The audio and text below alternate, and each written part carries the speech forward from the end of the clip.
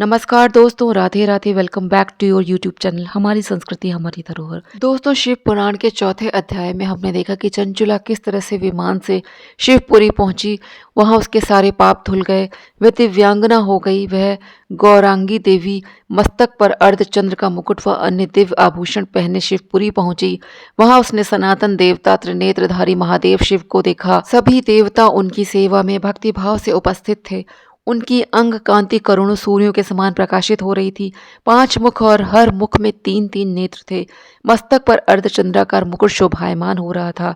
कंठ में नील चिन्ह था। उनके साथ देवी गौरी विराजमान थी, जो विद्युत पुंज के समान प्रकाशित हो रही थी। महादेव जी की कांति कपूर के समान कौर थी। उनके शरीर पर श्वेत वस्त्र थे तथा शरीर श्वेत भस्म से युक्त था। इस प्रकार भगवान शिव के परम उज्ज्वल रूप के दर्शन कर चंचुला बहुत प्रसन्न हुई। उसने भगवान को बारंबार प्रणाम किया और हाथ जोड़कर प्रेम, आनंद और संतोष से युक्त हो विनीत भाव से खड़ी हो गई। उसके नेत्रों से आनंद अश्रुओं की धारा बहने लगी। भगवान शिव व भगवती गौरी उमा ने करुणा के साथ सौम्य दृष्टि से देखकर चंचुला को अपने पास बुलाया। गौरी उमा ने उसे प्रेम पूर्वक अपनी सखी बना लिया।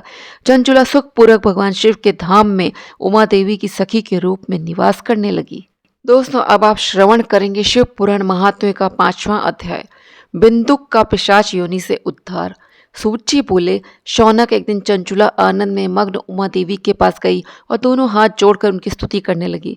चंचुला बोली, हे गिरिराज नंदिनी स्कंद माता उमा, आप सभी मनुष्यों एवं देवताओं द्वारा पूज्य तथा समस्त सुखों को देने वाली हैं। आप शंभु प्रिया हैं, आप ही सगुणा और निर्गुणा हैं।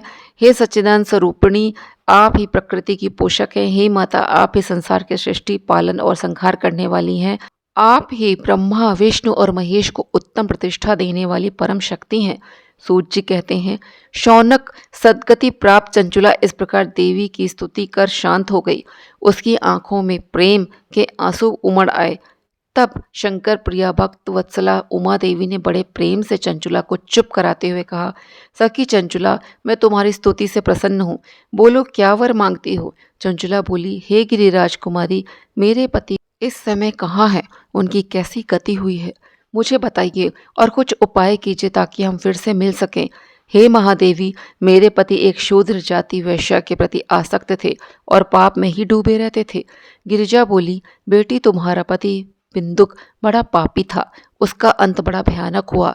वैश्या का उपभोग करने के कारण वह मूर्ख नरक में अनेक वर्षों तक अनेक प्रकार के दुख भोग कर अब शेष पाप को भोगने के लिए विंध्य पर्वत पर पिशाच की योनि में रह रहा है। वह दुष्ट वहीं वायु पीकर रहता है और सब प्रकार के कष्ट सहता है। सूत जी कहते हैं, शौनक, गौरी देवी की बात सुनकर चंचुला अत्यंत दुखी हो गई।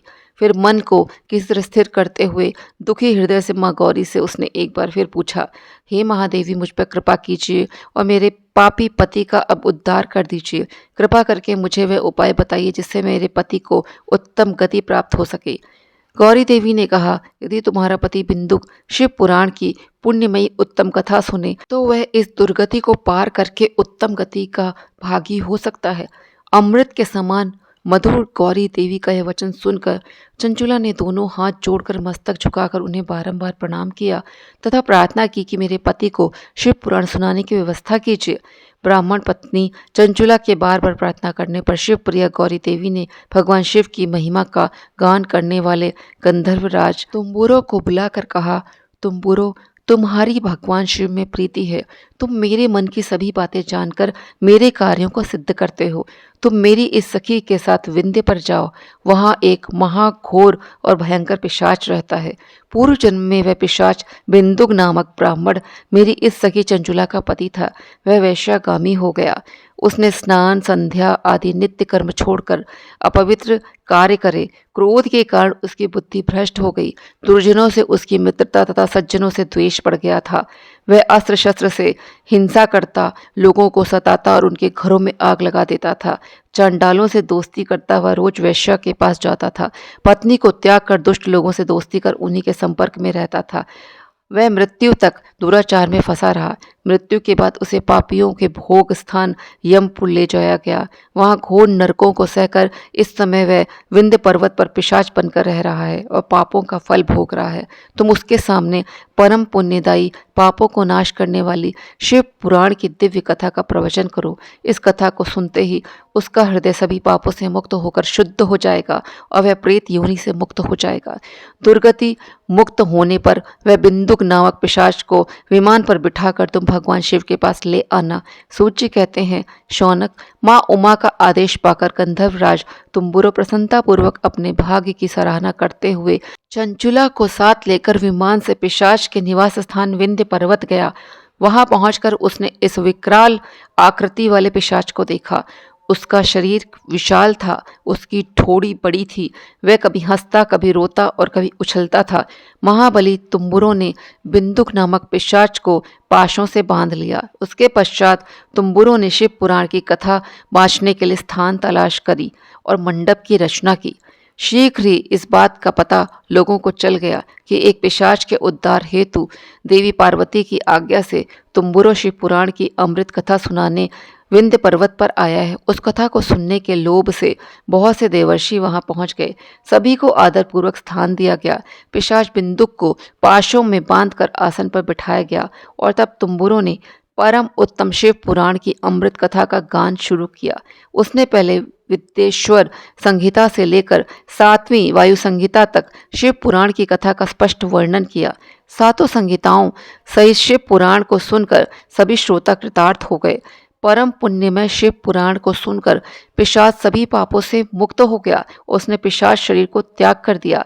शीघ्र ही उसका रूप दिव्य हो गया। उसका शरीर गौर वर्ण का हो गया। शरीर पर श्वेत वस्त्र एवं पुरुषों के आभूषण आ गए। इस प्रकार दिव्य देवधारी होकर बिंदुक अपनी पत्नी चंचुला के साथ स्वयं भी भगवान शिव का गुणगान करने लगा। उसे इस दिव्य रूप में देखकर सभी को बहुत आश्चर्य हुआ। उसका मन परम आनंद से परिपूर्ण हो गया।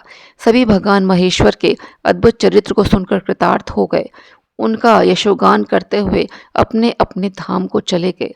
बिंदुक अपनी पत्नी चंचुला के साथ विमान में बैठकर शिवपुरी की ओर चल दिया। महेश्वर के गुणों का गान करता हुआ बिंदुक अपनी पत्नी चंचुला व तुम्बुरों के साथ शीघ्र ही शिवधाम पहुंच गया। भगवान शिव व देवी पार्वती ने उसे अपना पार्षद बना लिया। दोनों पति पत्नी सुखपूर्वक भगवान महेश्वर एवं देवी गौरी के श्री चरणों में अविचल निवास पाकर धन्य हो गए। अब आप शिव पुराण महात्म्य 6ठा अध्याय का श्रवण करेंगे। शिव पुराण और श्रवण की विधि। शौनक जी कहते हैं, महाप्राज्ञ सूत जी, आप धन्य एवं शिव भक्तों में श्रेष्ठ हैं। हम पर कृपा कर हमें कल्याण में शिव पुराण के श्रवण की विधि बताइए, जिससे सभी श्रोताओं को संपूर्ण उत्तम फल की प्राप्ति हो।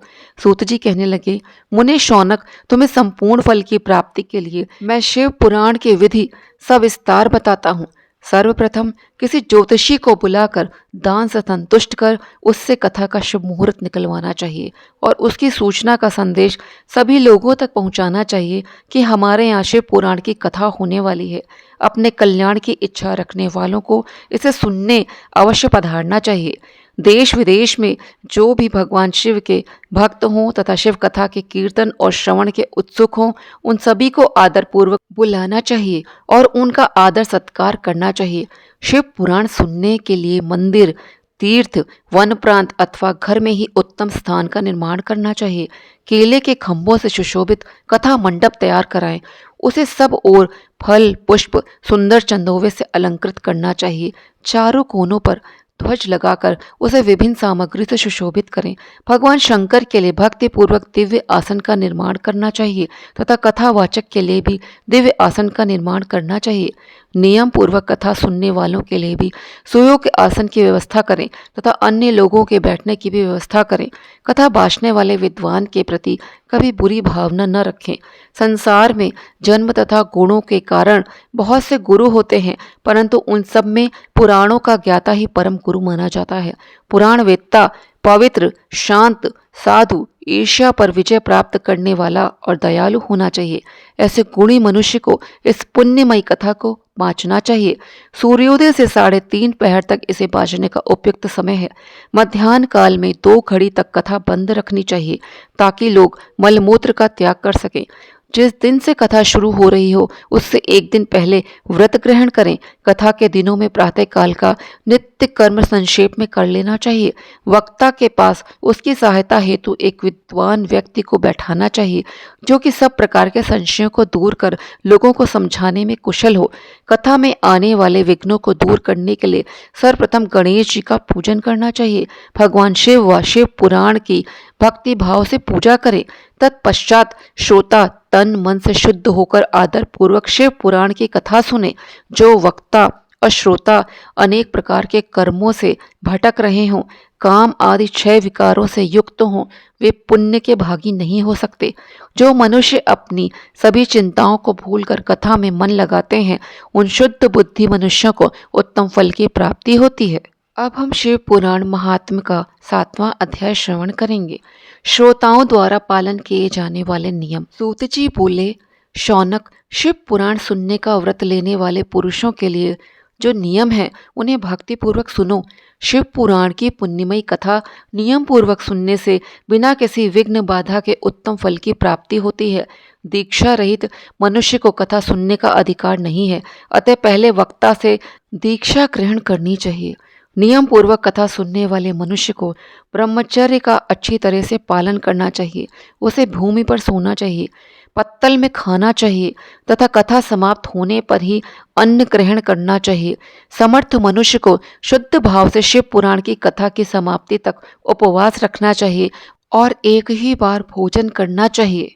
गरिष्ठ अन्न, दाल, जला अन्न, सेम, मसूर तथा बासी अन्न नहीं खाना चाहिए।